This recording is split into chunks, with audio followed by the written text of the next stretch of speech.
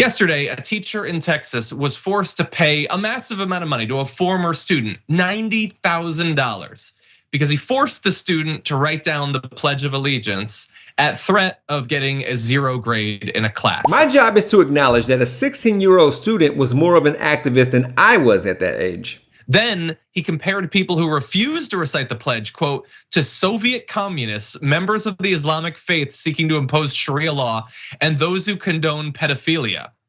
Which in 2017 was probably a crazy set of things to accuse people as being. Now it's just any random show on Fox News. They talk about those 3 groups of people. Marie Oliver objected to saying the Pledge of Allegiance because she did not believe that the United States guarantees liberty and justice for all, especially for people of color. There's no way I would have done that as a teenager, but I will speak up for her today. Now, where are the people who are all about free thinkers? Where are the First Amendment advocates? Those who don't want their freedoms infringed upon should recognize their champion when they see her. As for this teacher, who would probably deem himself to be everything I just described, is this not indoctrination? Are his actions not imbuing this young woman with a specific partisan or biased belief or point of view? Forcing a student to stand and chant as part of a seance to Betsy Ross, and that teacher still has a job, by the way.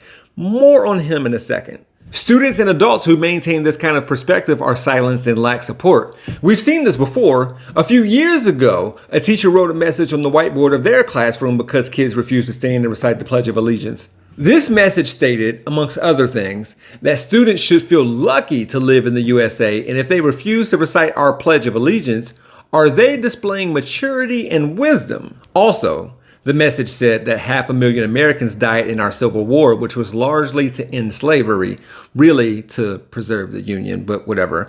Also, black people fought in the Civil War for the Union in order to free themselves, but whatever. What statements like this unintentionally acknowledge is that the other half of this country fought to maintain US chattel slavery, and they're very much still here too. Plus, with the Confederates' reunion with the United States, this country loved, honored, and obeyed these traitors, and these two gave birth to the lost cause and states' rights narrative rebranding. Confederates and their descendants get more support than the students who choose to refrain from the Pledge of Allegiance for whatever reason, due in part to this country's glaring contradictions. If teachers stood up for truth and justice, how much of US school curriculum would be corrected and how many statues of war criminals wouldn't be erected?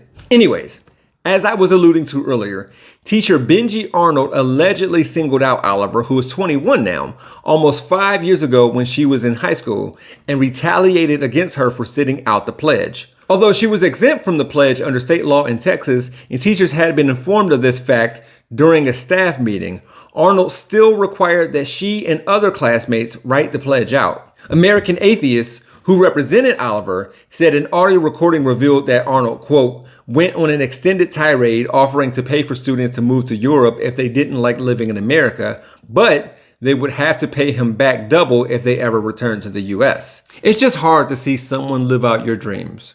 For Rebel HQ, I'm Jeff Wiggins. My architect knows Japanese. For more from the Young Turks, stay right here. If you want to see content from yours truly, click on the hashtag below. I can also be found on all socials at He Gonna Be Alright. Thanks for watching.